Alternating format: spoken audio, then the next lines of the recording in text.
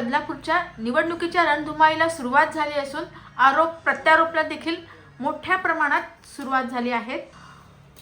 बहुजन मुक्ती पार्टीतर्फे एकूण 5 उमेदवार उभे करण्यात आलेले आहेत।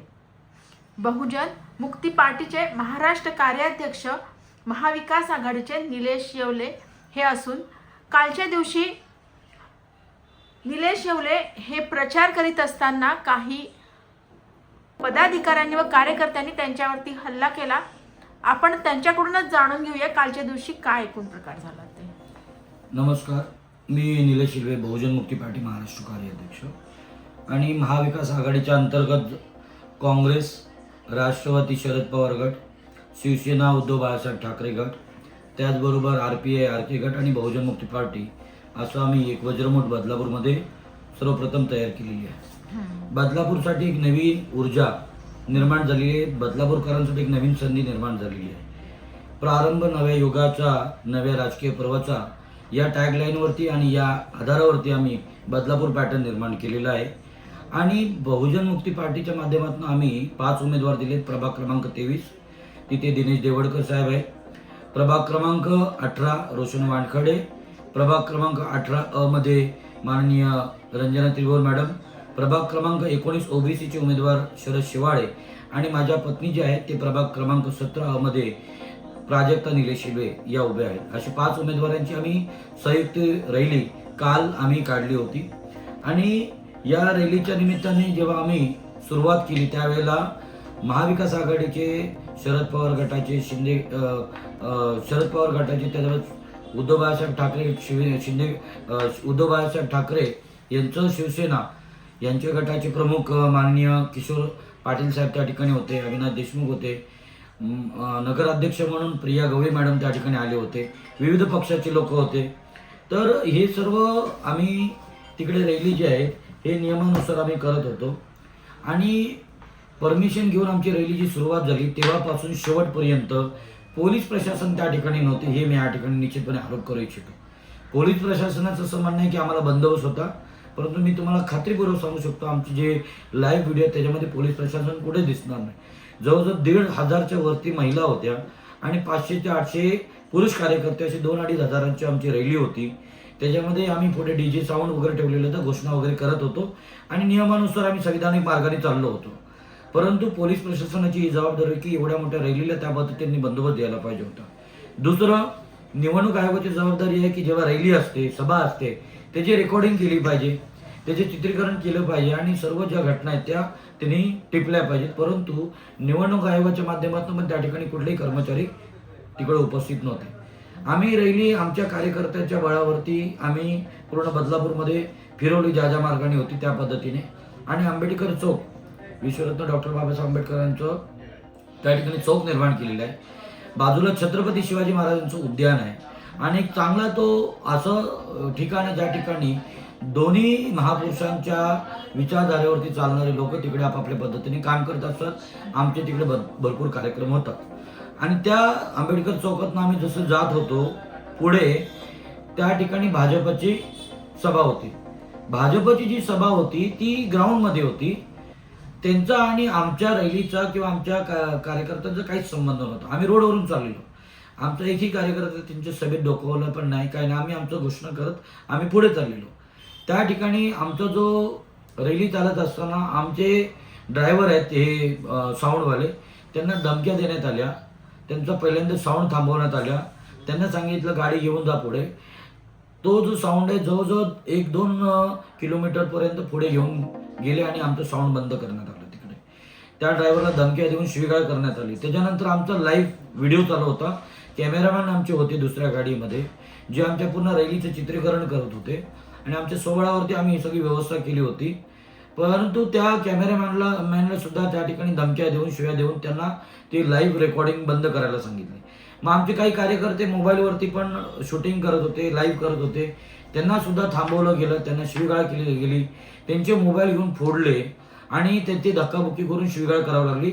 भाजपचे कार्यकर्ते हे गुंड प्रवृत्तीनुसार त्यांचं नेहमीचं जे चरित्र आहे त्यानुसार त्यांनी आमच्या रॅलीमध्ये हायदोस मारला, हाणामारी केली, आमच्या कार्यकर्त्यांना मारण्याचं काम केलं।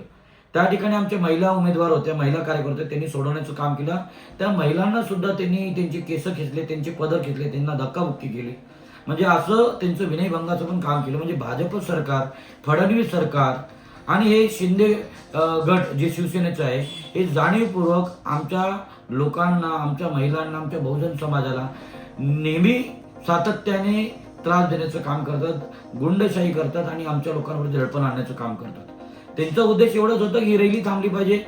रॅली थांबवण्याचं काय कारण आहे? कारण बदलापूरमध्ये महाविकास आघाडी निर्माण झालेली, ह्याची भीती त्यांना निर्माण झालेली आहे आणि बहुजन मुक्ती पार्टी मोठ्या ताकदीने मैदानात उतरलेली आहे या गुंडशाही संपवण्यासाठी. भाजपच्या, शिवसेनेच्या, शिंदे गटाच्या वतीने सातत्याने भ्रष्टाचार झालेले आहेत. मग तो TDRचा घोटाळा असेल, रोडमध्ये, कन्स्ट्रक्शनमध्ये विविध घोटाळे झालेले, बांधकामांमध्ये घोटाळे झालेले आहेत, FSI मध्ये घोटाळे झालेले आहेत, परवानग्या घेऊन अनधिकृतपणे काम करण्यात आले. त्याच्यानंतर आपण कोरोना काळामध्ये आरोग्य सेवेमध्ये पण त्यांनी मोठ्या प्रमाणात घोटाळा केलेला आहे. एवढंच नाही, छत्रपती शिवाजी महाराजांच्या पुतळ्यामध्ये सुद्धा केलेलं आहे. म्हणजे एवढा नालायकपणा हा जो BJP सरकारचं चाललेला आहे, शिंदे शिवसेना गटाचं चाललेलं आहे, तो कुठेतरी लोकांना असं चित्र निर्माण झालेलं की लोक त्यांना अक्षरशः वैतागलेले आहेत. त्यांच्या मनामध्ये एक चीड निर्माण झालेली आहे. त्यामुळे शिवसेना, शिंदे गट आणि भाजपला मोठ्या प्रमाणात विरोध आहे. आणि अशा परिस्थितीत आमची जी रॅली एवढ्या मोठ्या प्रमाणात निघाली ते त्यांना बघवलं नाही. त्यांच्या पोटात खुपलं, कुठेतरी त्यांना दुखलं आणि म्हणून ती रॅली बंद करण्यासाठी त्यांनी त्या ठिकाणी प्रयत्न केलेला आहे. बरं, तुम्ही ह्याबाबत गुन्हा नोंदवला का किंवा काय, कशा पद्धतीने तुम्हाला एकूण पोलिसांनी कशा पद्धतीने सहकार्य केलं? पोलिसांचं सहकार्य मी निश्चितपणे आता खात्रीपूर्वक सांगू शकत नाही. त्यांनी काल औपचारिकता केलेली आहे. काल आम्ही त्याच ठिकाणी, ज्या ठिकाणी घटना घडली तिकडेच आम्ही आंदोलन करणार होतो. परंतु पोलीस प्रशासनाने आमच्याशी चर्चा करून विनंती केली की तुम्ही जी काही रितसर तक्रार करा, आम्ही त्या पद्धतीने कारवाई करू. त्यांच्या विनंतीला मान देऊन आम्ही नियमाप्रमाणे कायदेशीर प्रक्रियेसाठी आमच्या सर्व कार्यकर्त्यांना घेऊन 10 वाजेपर्यंत पोलीस स्टेशनला पोहोचलो. पोलीस स्टेशनमध्ये त्या ठिकाणी आम्ही तक्रार केली.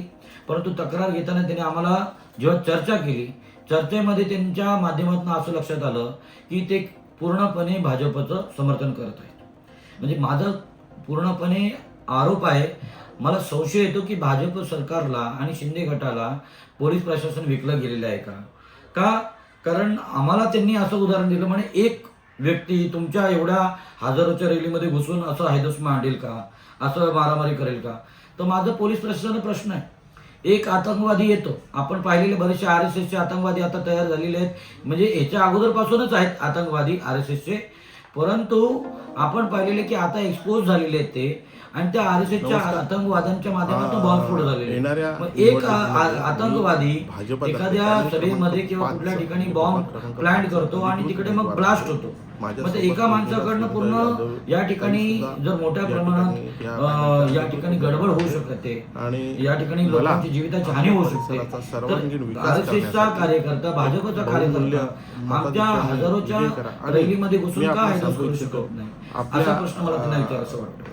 तुमच्याकडे चित्रीकरण आहे काय? तुमचं लाईव्ह चालू होतं, तर त्यांनी जेव्हा मारहाण केली किंवा महिलांना देखील केस वगैरे ओढले होते, तर त्याचं तुमच्याकडे चित्रीकरण आहे? चित्रीकरण आहे, सोशल मीडियावरती व्हायरल झालेले आहेत ज्या गोष्टी. त्याच्यानंतर आमच्या अकाउंटवरती पण माझं संघर्ष निलेश दादा एलवे अकाउंट आहे, त्याच्यावरती सुद्धा झालेलं आहे. आणि त्यांनी त्या घटनेत आमचे पण लाईव्ह जे चालू होते ते मोबाईल वगैरे फोडले. म्हणजे ती लोक षडयंत्रपूर्वकच ते करत होते. आणि एक महत्वपूर्ण घटना मला ती पण सांगायची वाटते की ज्यावेळेला ही गडबड होत होती तर पोलीस प्रशासनाची जबाबदारी होती की पटकन त्या ठिकाणी थांबवलं पाहिजे. पोलीस प्रशासन तिकडे मोठ्या प्रमाणात उपस्थित असताना सुद्धा पोलीस प्रशासनाला ना भाजपच्या कार्यकर्त्यांनी सांगितलं की रॅली पुढे घेऊन आम्हाला जर तसं सूचना केली असत्या किंवा आमच्याशी डायलॉग केला असता, आम्ही तसं केलं तर आम्ही संविधानाच्या चौकटीत राहून काम करणार लोक. परंतु भाजप आणि शिंदे गटातील इकडचे जे उमेदवार नेते आहेत त्यांना पचत नाही की कोणतरी आंबेडकरी चळवळीचं किंवा बहुजनांच्या चळवळीचं एखादं नेतृत्व या ठिकाणी उभं राहते आणि ते समाजासाठी, समाज हितासाठी काम करते.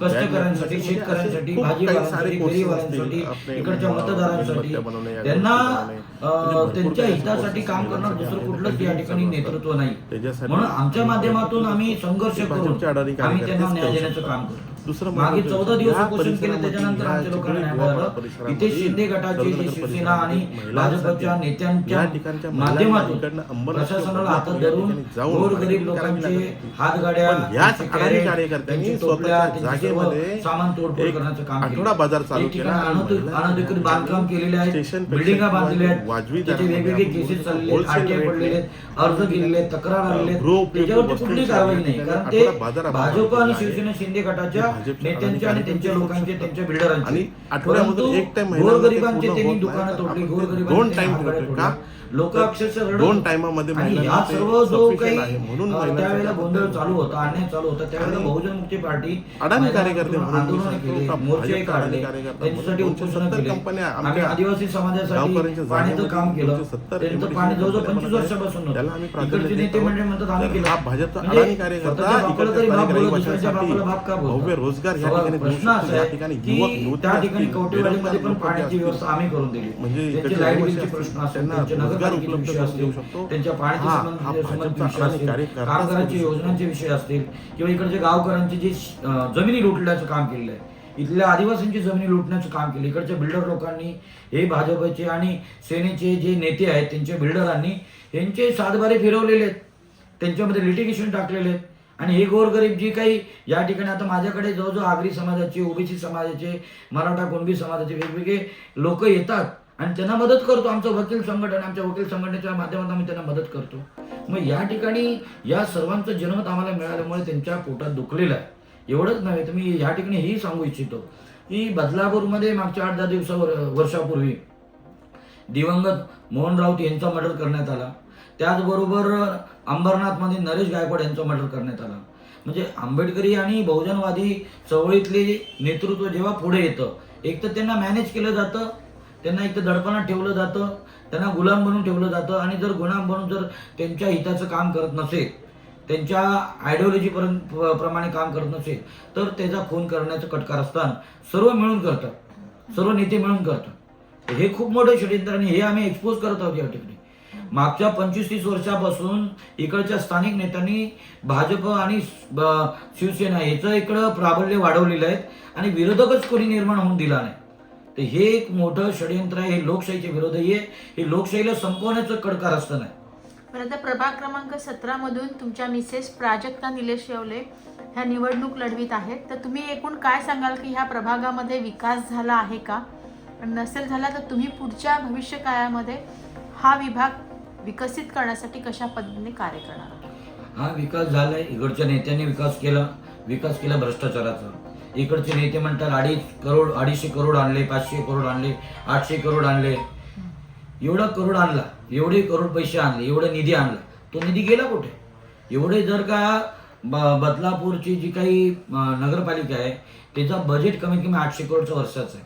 5 वर्षामध्ये एवढा जर का निधी इकडे येतो, त्यांना विचारावं शेड्यूल ट्राईबचा निधी कुठे गेला, तो कुठे वापरला, त्यांनी जाहीर करावं.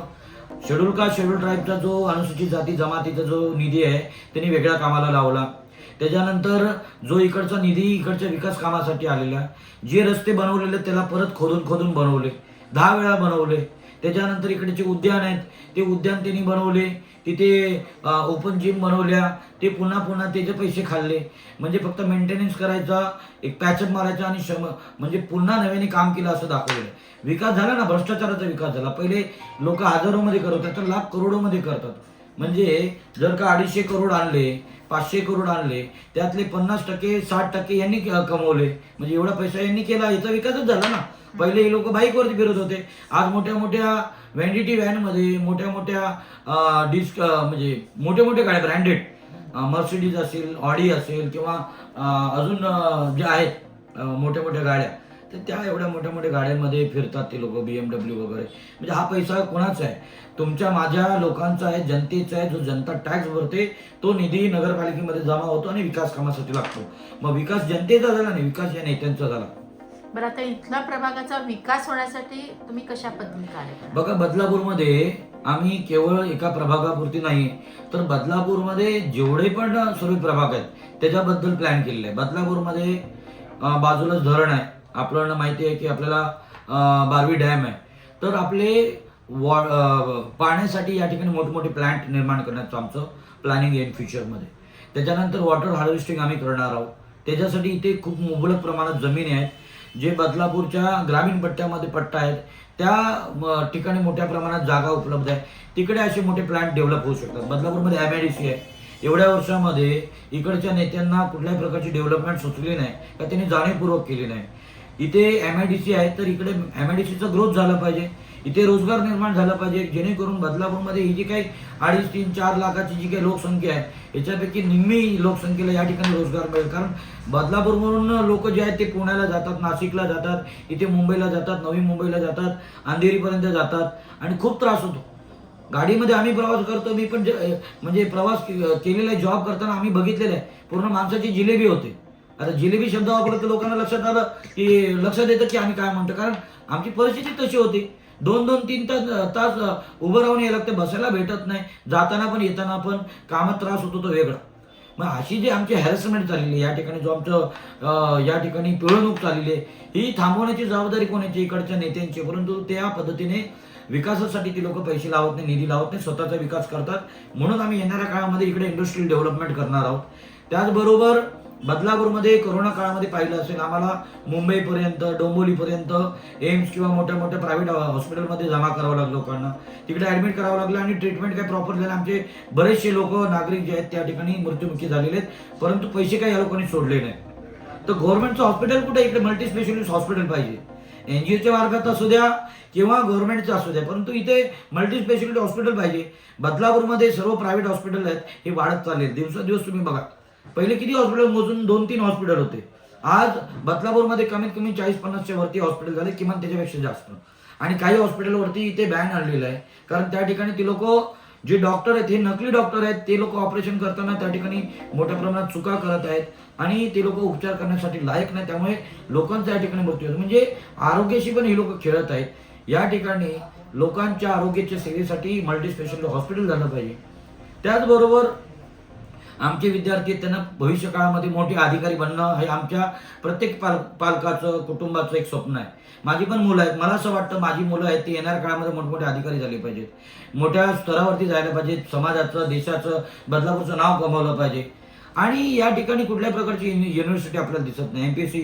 MPSC UPSC कुठल्या प्रकारचे या ठिकाणी ट्रेनिंग इन्स्टिट्यूट नाही. ते ट्रेनिंग इन्स्टिट्यूट आम्हाला ओपन करायचे आहेत लोकांसाठी, कमी खर्चामध्ये किंवा मोफतमध्ये सरकारी योजनेच्या अंतर्गत.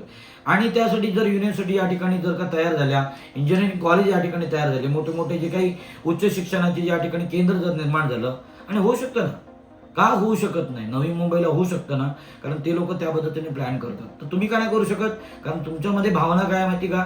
इथले गाववाले नोकरे, म्हणजे जे बाहेरचे लोक येतात इथे इन्व्हेस्टमेंट करतात, पैसे देतात, प्रॉपर्टी खरेदी करतात, तरी पण ते बाहेरचे, ते उपरेच आणि ते बाहेरचे, म्हणजे त्यांना गुलामाच सारखे वागणूक. ज्या पद्धतीने इंग्रज होते या भारतामध्ये आणि इंग्रज लोक भारतीय लोकांना गुलाम समजत होते, तसे जे तिकडचे जे नेते आहेत ते बाहेरून आलेल्या लोकांना, मायग्रेट झालेल्या लोकांना हे गुलाम समजतात.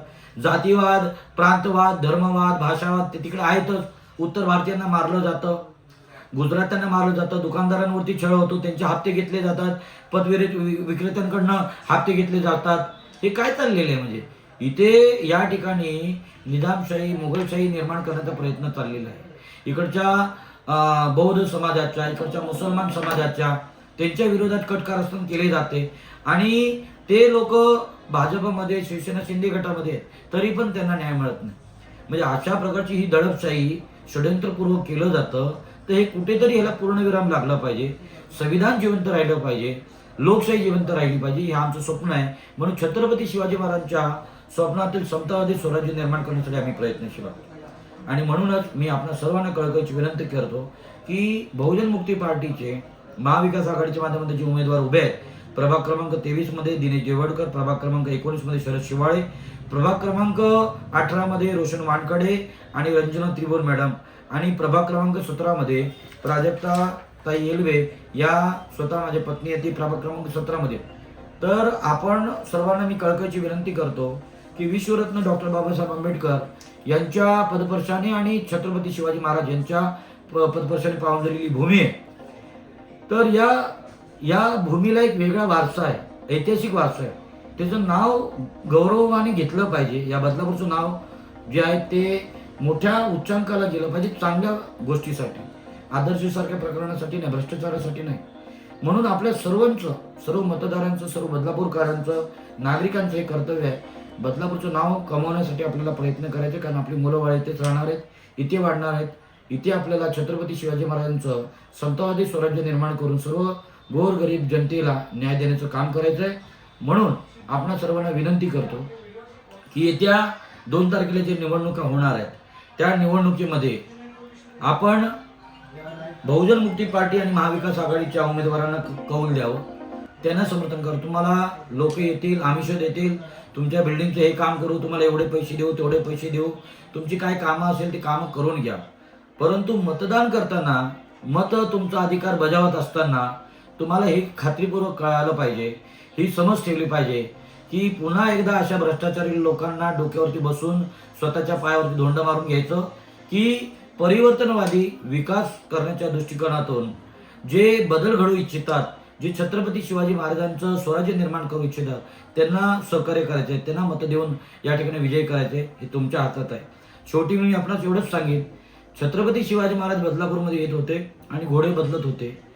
तर आज ही वेळ आलेली आहे की बदलापूरमध्ये जे नालायक आणि थकलेले जे घोडे आहेत त्यांना बदला आणि परिवर्तनवादी जे नव्या ऊर्जेने काम करणारे, राजकीय परिवर्तनासाठी, नव्या युगासाठी काम करणारे जे घोडे आहेत, अर्थातच बहुजन मुक्ती पार्टीचे उमेदवार, त्यांनाच मोठ्या मतांनी विजयी करा, मी आपणास या ठिकाणी आवाहन करतो. थांबतो. धन्यवाद. जय भीम, जय शिवराय, जय संविधान, जय लवजी.